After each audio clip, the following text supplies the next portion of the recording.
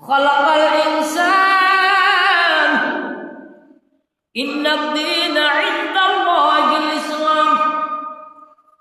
তোমাকে ইসলামের মধ্যে বর্ণিত করাইলাম।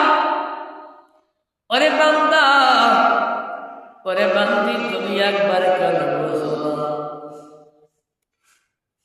সুন্দর করে তোমার মানুষ বানাইলাম, আবার আমি আল্লাহ তোমারে পাঠাইলাম।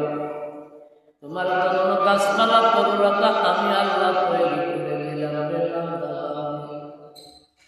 আমি এত কিছু নিয়ামত দেওয়ার পরে তুমি কেন আমার নিয়ামত পাইয়া আমার শুকরিয়া আদায় করবে না? আরে বান্দি, ওই দুনিয়া তো তোমাকে দুনিয়ার জিন্দেগি তো লম্বা করে দেওয়া হয় না। ওই দুনিয়ার জিন্দেগিতে তোমার কয়দিন হায়াত দিয়ে দিলাম তুমি জানো না? তোমাকে আমি যখন জমিনে পাঠাইলাম, দুনিয়ায় পাঠাইলাম, তোমার বাবার মস্তকের উপরে দিয়ে তোমার মা রেহেমের মধ্যে পৌঁছায়া দিলাম। তুমি যখন নাপাক ছিলেন, নাপাক পানির মধ্যে ভাসমান, আমি আল্লাহ সেইখানে আমার কুদরতি হাত লাগায়া দিয়া ওই সাগরের মধ্য থেকে তোমাকে সুন্দর করে জমায়েত করলাম। আরে মা, এটাই সত্য প্রমাণ। একটু লক্ষ্য করে দেখেন, আপনার ঘরে যে ফ্রিজ আছে, একটা বাটির মধ্যে পানি দিয়া ওই পানিটা ফ্রিজের মধ্যে রেখে দিবেন। 2 দিন পরে দেখবেন ফ্রিজ পানিটা জমাট হয়ে গেছে। পানিটা জমাট হয়ে বরফে যেমন পরিণত হয়ে যায়, আমার আল্লাহ রাব্বুল আলামিন সমুদ্রের মধ্য থেকে মানুষকে রক্তবিহীন তৈরি করে দেয়। সমুদ্রের মধ্যে যখন হাবুডুবু খাইতেছিল, আমার আল্লাহ কুদরতি নজর দিয়া তোমাকে ওইখানে জমায়েত করে একটা মানুষ আল্লাহ বানায়া দিল। সেদিন তোমার খাদ্যের প্রয়োজন ছিল।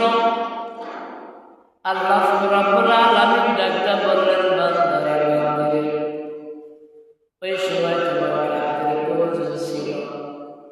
আমি রূহের জগতে যেমন তোমারে খাওয়াইলাম, আবার বাবার মস্তকে দিয়া 40 দিন পর্যন্ত সেইখানে অবস্থান করে খাওয়াইলাম। সেখান থেকে মা রেহেমের ভিতরে দিয়ে 10 মাস 10 দিন পরিপূর্ণভাবে তোমারে মা রেহেমের ভিতরে খাওয়াইলাম। তুমি দুনিয়ার জিন্দেগিতে যাবে, কি খাবে? আরে যুবক, একটা বার চিন্তা করে দেখবে, আল্লাহ তোমার জন্য কত চিন্তা ফিকির করেন। তুমি জন্ম নিবে, দুনিয়ায় আগমনের পরে তুমি কি খাইবা আল্লাহ তার জন্য মার বুকের উপরে গোডাউন সেট করে দিল। তুমি দুনিয়ায় জিন্দেগিতে আসার পরে আল্লাহ সেই গোডাউন থেকে তোমার খাদ্যের বাজার করে দিল। এমন খাদ্য তোমার জন্য আমার আল্লাহ বাজার করলেন। যুবক, একটাবার কি চিন্তা করলি না? যুবতী, একটাবার কি তুমি চিন্তা করলাম না? ওই গোডাউনের খাদ্যগুলো আল্লাহ তো সুন্দর করে দিয়ে দিলেন। যে খাদ্যের মধ্যে কোনো ভেজাল নাই, যেই খাদ্যের মধ্যে কোনো ফরমালিন নাই, যেই খাদ্যের মধ্যে কোনো জাল নাই, আমার আল্লাহ এমন সুন্দর করে খাদ্য তৈরি করলেন, নয় গরম নয় ঠান্ডা। যুবকের তুমি যখন মার করেছিলাম, মা তোমারে খাওয়ার যে খাদ্যটা এত গরম, যে খাদ্যটা গরম নয় ঠান্ডা নয়, এমন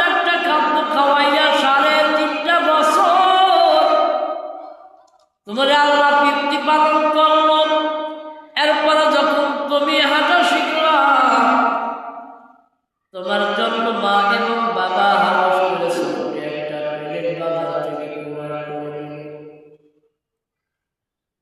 সকলে খাবার বসে তোমার মাঝখান থেকে বসায়া ওই প্লেটের মধ্যে অল্প খাবার দিয়ে দিল।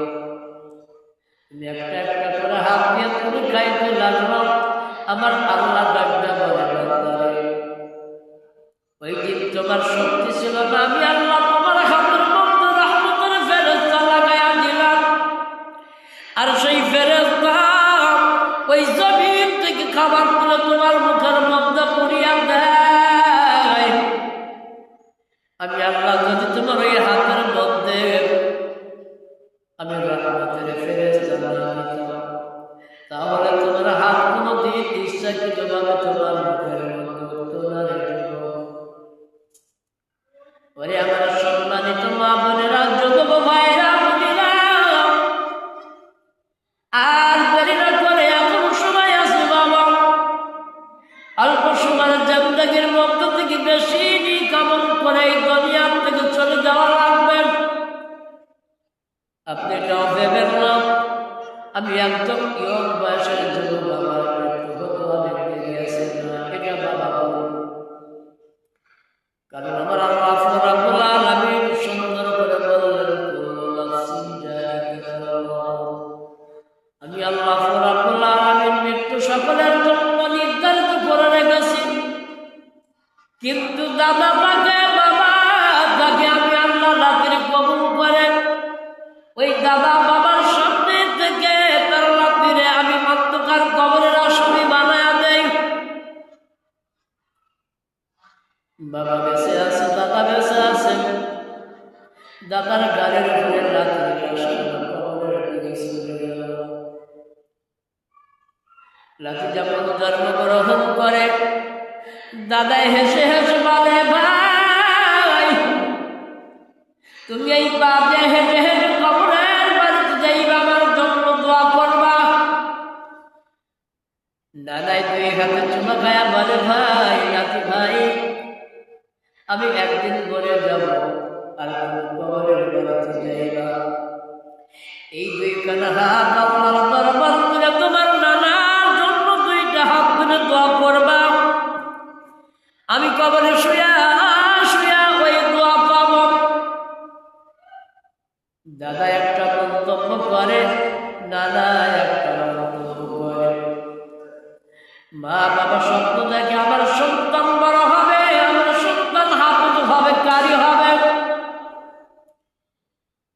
এরপরে স্বপ্ন দেখে আমার সন্তান ডিসি হবে, ম্যাজিস্ট্রেট হবে, আমার সন্তান ভালো বিদ্যা অর্জন করবে, আমার সন্তান ডাক্তার হবে, বেশি পয়সা কামাই করবে। আমি সন্তানকে যদি মানুষের মতো মানুষ করে দিতে পারি, আমার আর কোনো কষ্ট থাকবে না।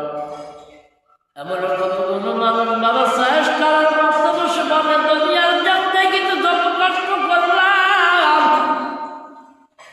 আমার এই কষ্ট আমি কখনোই মনে করলাম না, মনে করি নাই। আমার দুনিয়ার জিন্দেগিতে যতটুকু মেহনত করেছি, এই মেহনতের কথা আমার মুখে হয়ে গেছে, আমার কলিজাটা বড় হয়ে গেছে। আমি বেটারে মানুষের মতো মানুষ করতে পেরেছি। আর একজন বলে, বন্ধু আপনারা বেটা কোথায় থাকে? বলে আমার বেটা কানাডায় চাকরি করে, শুধু তাই নয়